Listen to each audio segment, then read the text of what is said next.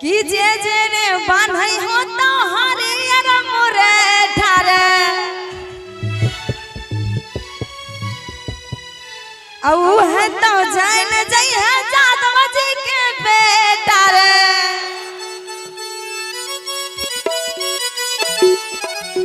जे जे रे बान्हई हो तो हरियर मोरे ठारे जन जई है ओ तो जादव जी के बेटा रे।